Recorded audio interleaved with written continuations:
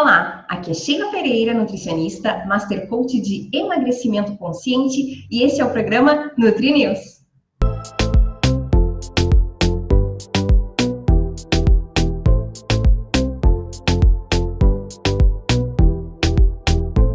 No programa de hoje, nós vamos falar sobre a influência da microbiota intestinal nas nossas preferências alimentares. Vem comigo! Vou compartilhar com vocês esse material para vocês irem acompanhando a minha explicação. Então, como eu disse, o programa está relacionado a essa flora bacteriana que eu vou explicar um pouquinho mais e qual é a influência disso nas nossas preferências, nos nossos hábitos alimentares. Bom, o intestino humano, ele tem que ser considerado um órgão muito importante. Hoje em dia, a gente reconhece ele no meio científico como o segundo cérebro. E eu vou explicar por quê. O intestino humano ele é composto por diversas bactérias, fungos, vírus, entre outros milhares de micro-organismos. Isso vai formar o que a gente conhece por microbiota, ou, como a maioria das pessoas já ouviu falar esse termo, a flora bacteriana do nosso intestino. E quais seriam as funções da nossa microbiota? A nossa microbiota intestinal, ela tem funções metabólicas, ela tem funções imunológicas, ou seja, proteção contra as doenças. Ela impede a ação dos agentes patógenos, aqueles que causam doenças no nosso organismo. É como se ela criasse um filtro, uma parede protetora. Desenvolvimento e função do nosso cérebro, sintetiza algumas vitaminas e também, obviamente, influencia no nosso processo digestivo. Aqui uma explicação básica, o nosso intestino ele tem uma ligação direta praticamente com o centro da fome e saciedade. Isso vai impactar no comportamento alimentar, de como a gente se comporta perante os alimentos, afetando qualidade e quantidade do consumo, do quanto dos alimentos que a gente escolhe e do quanto a gente consome de cada um. As bactérias do intestino, elas sintetizam neurotransmissores muito importantes, como serotonina, dopamina e GABA. E eles estão relacionados à regulação da fome e humor. A serotonina é conhecida como o hormônio do prazer e bem-estar. Olha a importância do nosso intestino nesse sentido.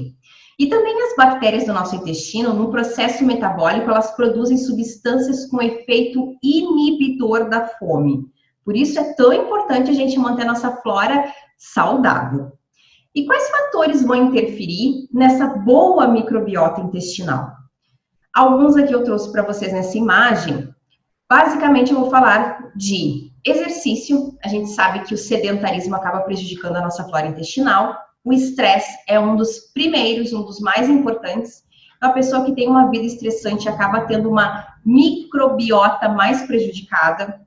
Os antibióticos, por serem medicamentos que vão ao teu organismo, entram no teu organismo com o objetivo de matar determinadas bactérias, vírus, enfim, às vezes ele acaba comprometendo aquelas bactérias que são saudáveis. Idade, quanto mais avançada a idade, menor é a microbiota, menor é a flora bacteriana, e por isso a gente tem que atentar mais para aquilo que prejudica. Motilidade gástrica, então, a nossa digestão tem influência também na nossa flora. O quanto o nosso intestino está funcionando, eu tenho um funcionamento intestinal regulado. Depois a gente tem aqui peptídeos antimicrobianos, secreções gástricas, que eu não vou me atentar, que é um pouquinho mais técnico. A nossa dieta influencia muito, quanto mais açúcar e mais gordura eu consumir, pior vai ser a minha microbiota intestinal. E algo bem importante que eu vou finalizar aqui desses fatores é o parto. O parto normal, ele tende, nesse momento, no momento do parto, né, a criança tende a entrar em contato com bactérias da mãe. E ela acaba desenvolvendo uma flora bacteriana diferente das crianças que nascem de cesárea. Olha que interessante.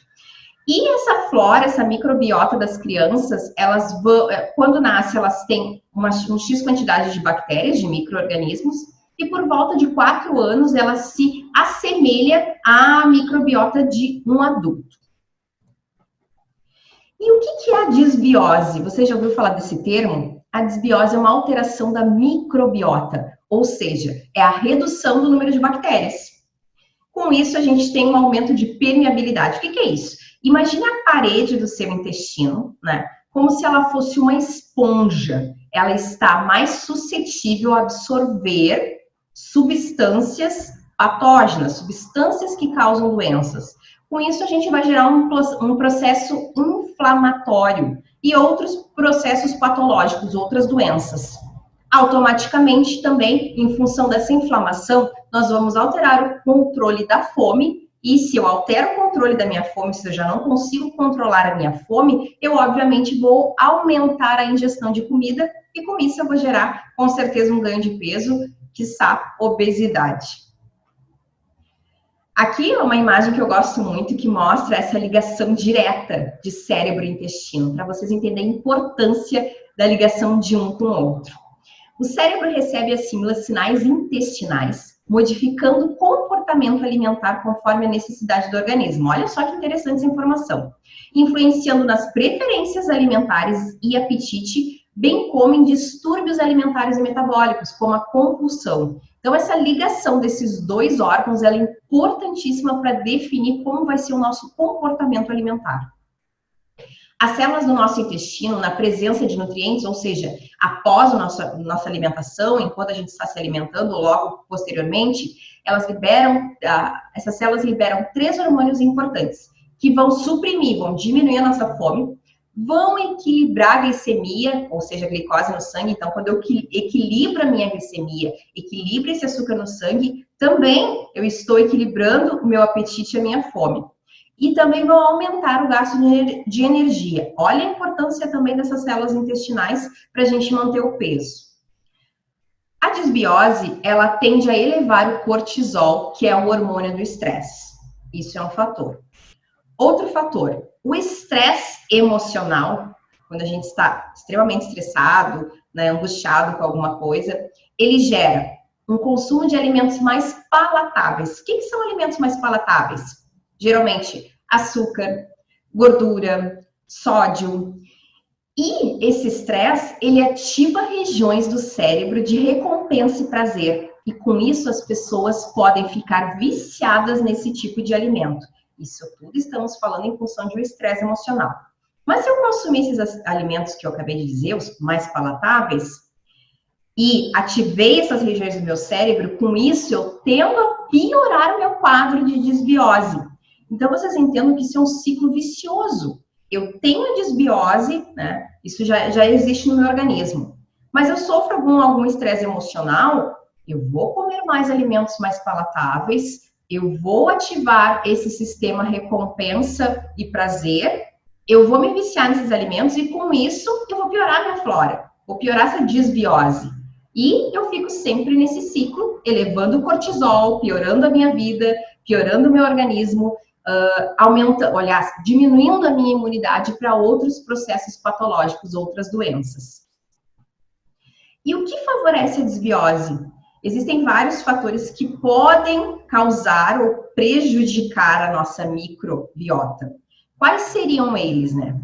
Alimentação desequilibrada, que eu já comentei antes, bebida alcoólica, o fumo, a infecção bacteriana, medicamentos antibióticos, como eu comentei lá no início, estresse, fadiga e idade, que eu também já havia falado.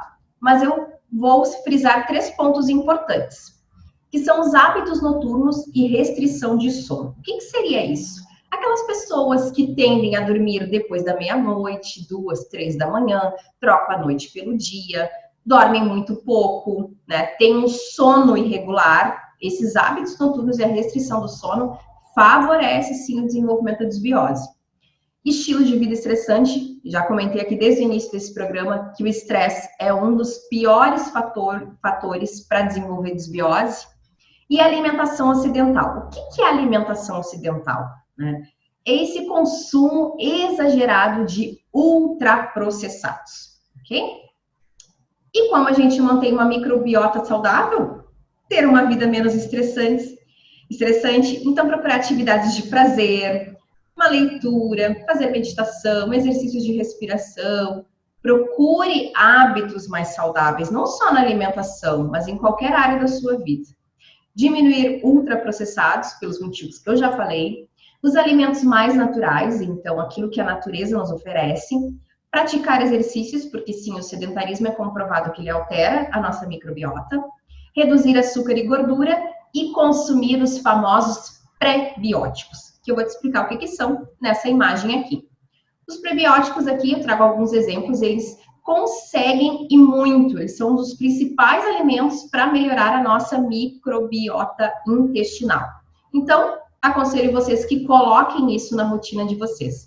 Banana verde, alcachofra, farinha de maracujá, cebola, alho, lentilha, feijões, aveia, entre outros, né? Alimentos aqui que são, né, na sua maioria, são fáceis de encontrar, o acesso é fácil, então você pode organizar na sua alimentação diária e incluir 2 ou 3 deles todos os dias para melhorar a sua microflora.